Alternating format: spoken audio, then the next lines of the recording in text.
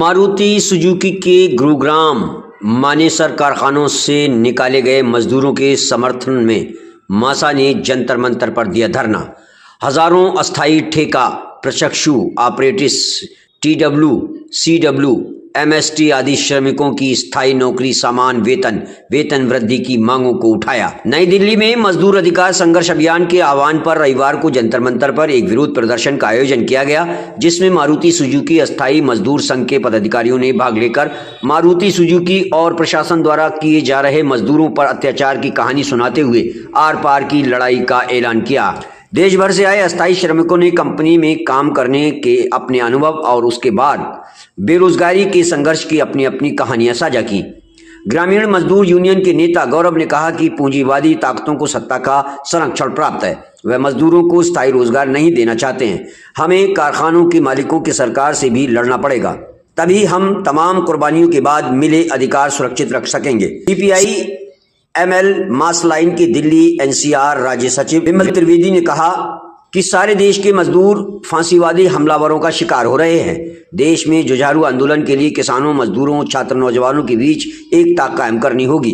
एक मजदूर ने धरने में अपनी पीड़ा साझा करते हुए कहा कि 7 महीने तक मारुति में अस्थायी श्रमिक के रूप में काम करने के बाद कंपनी से निकाल दिया गया। कंपनी नए श्रमिकों को काम पर लगा रही है, पुराने श्रमिकों को निकाल रही है। सरकार कंपनी का साथ दे रही है। वर्तमान में मारुति सुजुकी गुड़गांव स्थित अपने 4 कारखानों में 36,000 श्रमिकों को रोजगार देती है, जिनमें से मात्र 17% स्थायी हैं और बाकी श्रमिक अस्थायी श्रेणियों जैसे अस्थायी श्रमिक 1 और 2, आकस्मिक श्रमिक, प्रशिक्षु, ठेका श्रमिक और छात्र प्रशिक्षुओं में विभाजित है।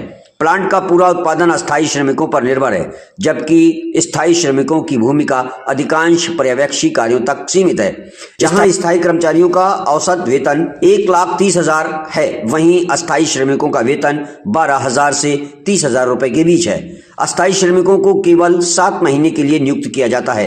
एक अन्य बड़ा हिस्सा छात्र प्रशिक्षु कार्यबल का है, जिन्हें प्रशिक्षुता और आईटी शिक्षा के नाम पर मुख्य उत्पादन कार्य में लगाया जाता है, लेकिन 2 साल बाद उन्हें एक ऐसा प्रमाण पत्र दिया जाता है जिसका श्रम बाजार में कोई महत्व नहीं होता। श्रमिकों द्वारा बताया गया कि श्रमिकों ने मौजूदा 3 कारखानों में 30,000 स्थायी पद सृजित करने की मांग की है। उन्होंने ये भी मांग की है कि इन सभी पदों पर और सोनीपत के कारखानों में प्रस्तावित नए प्लांट के पदों पर केवल उन्हीं लोगों की नियुक्ति की जाए जिन्होंने किसी भी मारुति प्लांट में अस्थायी श्रमिक के रूप में काम किया हो।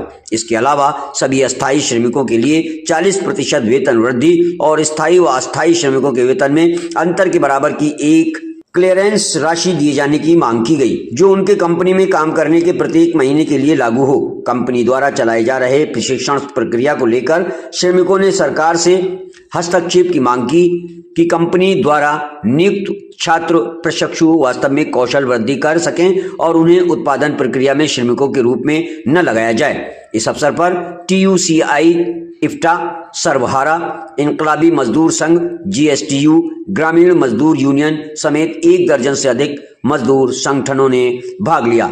दिल्ली से ब्यूरो चीफ राकेश रागी की रिपोर्ट। ये आज जो धरना प्रदर्शन हुआ मासा की तरफ से, इसमें आपकी भी भागीदारी थी, क्या मामला था? ये लंबे समय से मारुति आंदोलन, जो देश का और दुनिया का बहुत बड़ा प्रख्यात आंदोलन है, उसमें 10 साल से करीब ये लड़ाई चल रही है, जिसमें अभी नए सिरे से उसमें एक नया पहलू जुड़ गया कि तमाम मजदूरों को वापस निकाल देने से और इन्होंने एक नई समस्या पैदा हो गई। तो मारुति की जो क्रांतिकारी संघर्षशील शक्तियाँ थीं, उन सब ने एकजुट होकर एक नारा दिया कि अस्थायी मजदूर जो स्थायी मजदूरों के बराबर ही काम करते हैं और उसी योग्यता का काम करते हैं, लेकिन उन्हें वेतन की असमानता, भयंकर असमानता है, तो अस्थायी मजदूरों को स्थायी मजदूरों के समान वेतन दिया जाए, ठेका मजदूरी ख़त्म की जाए और जो गिरफ्तार साथी हैं उनकी रिहाई की जो मांग थी, तो तमाम अन्य मांगों में ये कि जो आज के दिन संघर्ष का जो स्वरूप है, उसमें उनका क्या कहना हुआ कि उन्होंने करीब 5 लाख, आपने सुना होगा अभी भाषण में, पूरा नए सिरे से आंदोलन करना, नए सिरे से जो प्रदर्शन की तैयारी थी उसमें चंदा करके करीब 5 लाख का सामान वो लोग उठा ले गए और अनुमति के बावजूद उन्हें वहाँ धरना नहीं करने दिया गया। और 24 तारीख का जो कल का धरना है वो भी इलेक्शन के नाम पर, 2 तारीख के नाम पर उसको कैंसिल करवा दिया गया। तो दमन जो है बहुत आपसे एक बुरी सवाल तरीके से- करेंगे। हाँ जी। तमाम मजदूरों ने मिलकर जो है आंदोलन कर रहे हैं, हाँ और जो मैनेजमेंट कमेटी है वो मजदूरों की तो बात सुनी ही नहीं रही है। हाँ। उसके अलावा सरकार भी हस्तक्षेप नहीं कर रही, इसका मुख्य कारण क्या है? देखिए, सरकार जो, चाहे इसके पहले जो सरकार थी, इसके समय में चीज़ें शुरू हुई थी, चाहे ये सरकार हो, फ़र्क केवल ये है कि ये सरकार पिछली सरकार से भी ज़्यादा कारपोरेट परस्त है।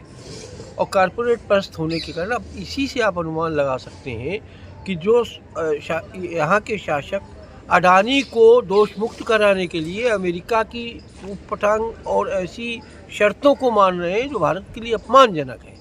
तो कारपोरेट को फ़ायदा पहुंचाने के लिए किसी भी सीमा तक सरकार और इस देश के शासक वर्ग झुक सकते हैं।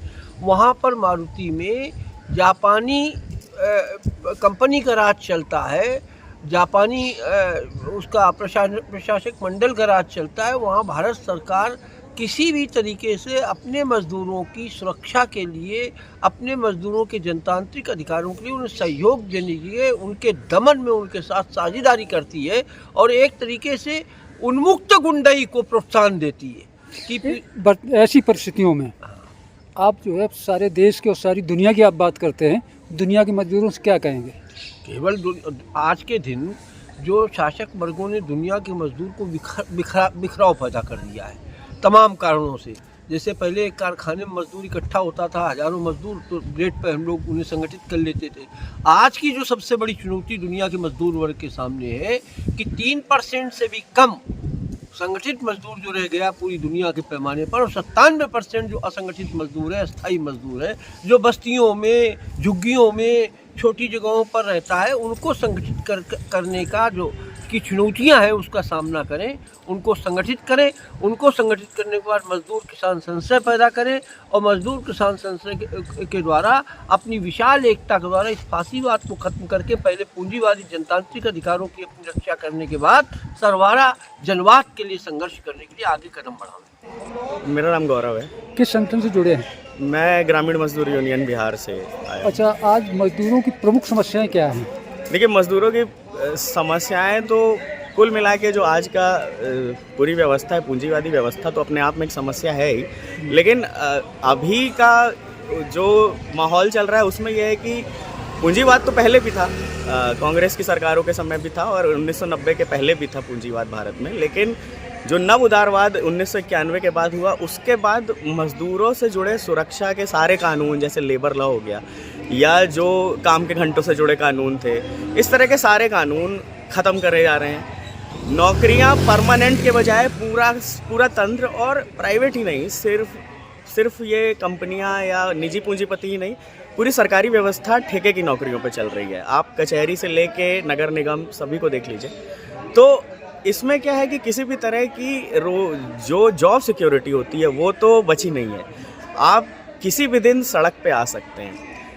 दूसरे की ज़माना वो रह नहीं गया जिसमें आदमी शहर से वापस गांव जाके खेती में लग जाता। तो वो भी एक रास्ता जो होता था कि भारत के गांव गरीबी सोखने का एक सिंक होते थे कि शहरी गरीब वहाँ जाके अपना गुजारा कर लेता था। कोविड में जैसे हमने देखा भी कि बहुत लोगों को लगा कि वो शायद जाके गांव में रह लेंगे, लेकिन वो रह नहीं सके, आखिर में उनको वापस गांव में आना पड़ा।